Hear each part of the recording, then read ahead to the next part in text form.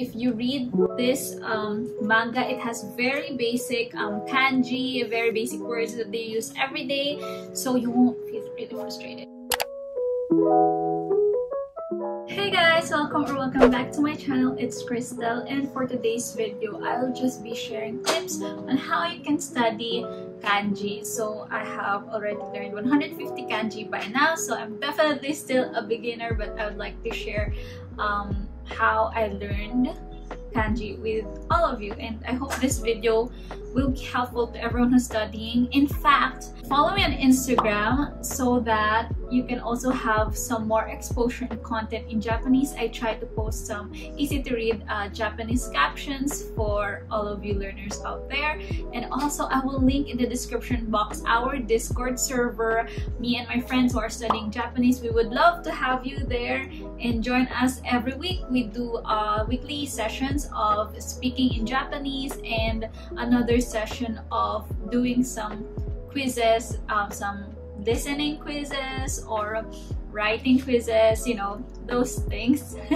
So yeah, I hope you will come and join me on Instagram and join us in Discord, okay? And with that, I want to start with the why. So why study kanji? So kanji, as we all know, is very prevalent in Japanese, and it's very important for us to know the context of the word, because in Japanese there are no spaces usually, so you'll know it's the start of a word when there's a kanji in front. Yeah, that's usually a big sign that it's the start of the sentence or a start of a new word.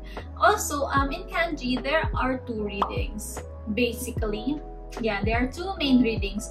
There is an onyomi, which is the Chinese reading of the kanji, and the kunyomi, which is the Japanese reading of the kanji. Since we all know kanji all started from China.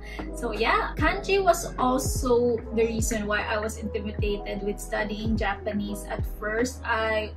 Ever since I was in high school, I've always wanted to study Japanese, but I was intimidated by kanji until I enrolled myself and actually studied Japanese.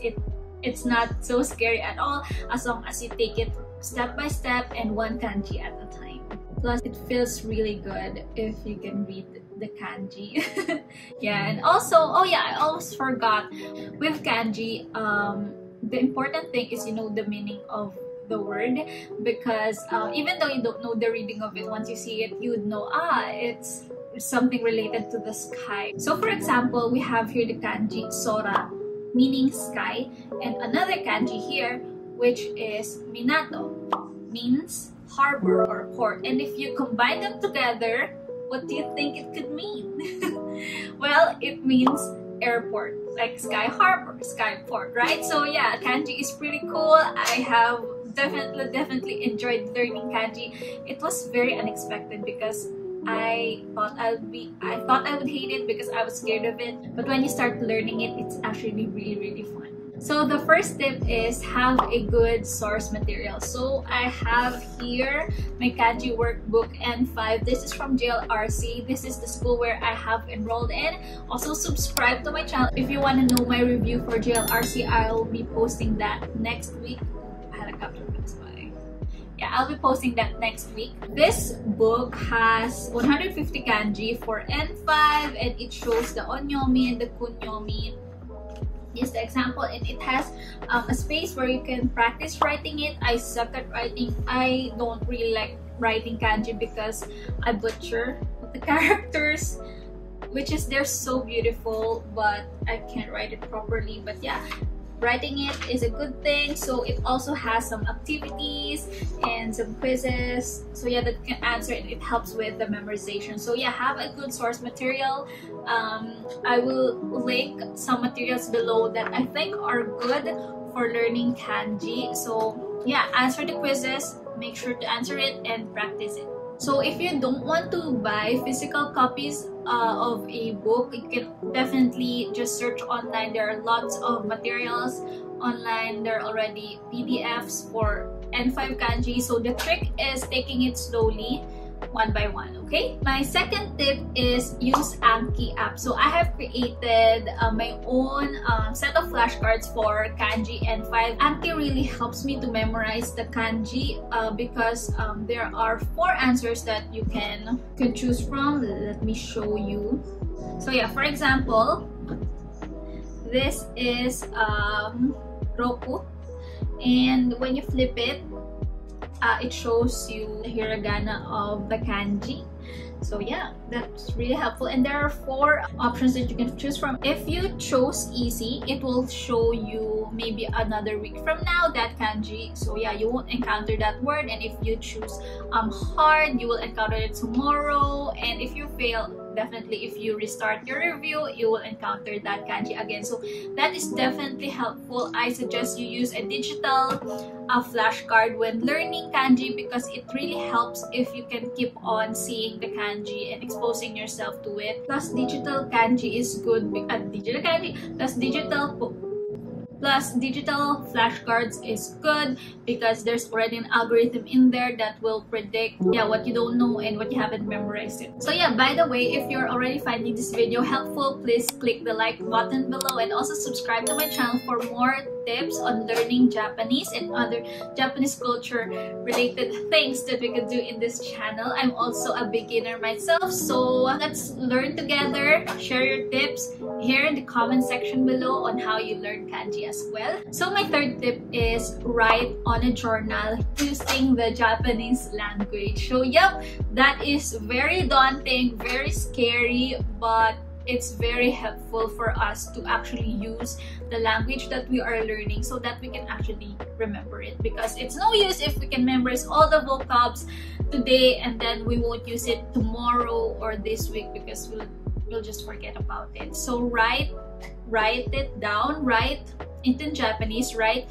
the word that you know in kanji so that you will remember the word. So I do this, I practice this, but I write very short Japanese sentences, but that's perfectly okay. We're learning. The more vocabulary that we learn, the more kanji that we learn, we will be able to make longer sentences and we'll be able to express ourselves even better.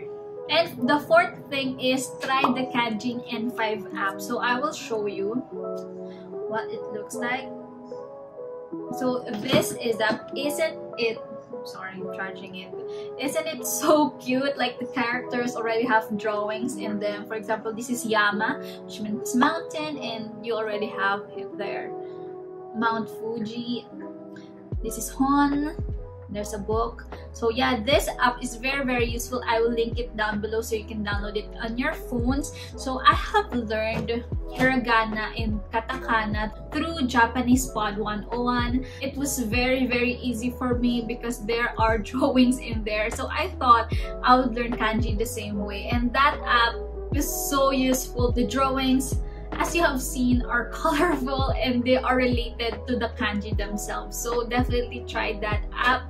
Highly recommend it when you're just waiting for a bus or you're waiting in line and you have nothing to do. Just open up that app and review yourself with kanji. Fifth tip is actually reading Japanese materials. So this is one of my favorite things to do while learning Japanese. What I love about learning Japanese is it's really my passion because I love anime, and with that I can read some good manga in the future soon. So yeah, this is Yotsuba. I love this manga. It's very good for beginners. So if you're an N5 student, I would suggest try to start reading it when you're almost done with your course, because so that you won't feel frustrated of not understanding the conversation. So this one is really easy.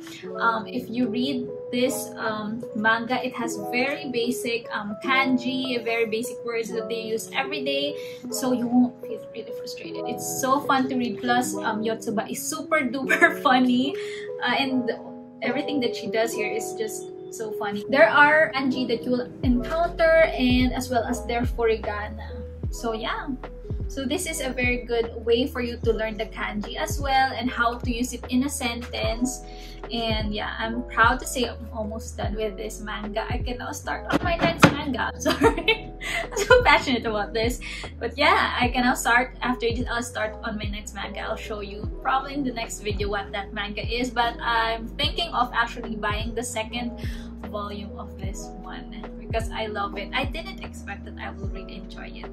Actually, because of studying Japanese, I have now appreciated slice of life anime and manga, because before I used to just love boom shonen. Yeah.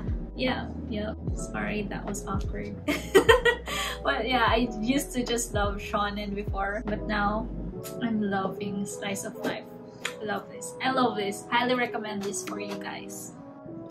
So yeah, those are all my tips for today. I hope you have learned some, and if you have tried any of these tips, please tag me on Instagram or comment down below. I would love to hear about your Japanese learning journey. So let's keep on learning together. And once again, this is Christelle, and subscribe to my channel for more Japanese content from me. I'll see you again in the next video. Bye!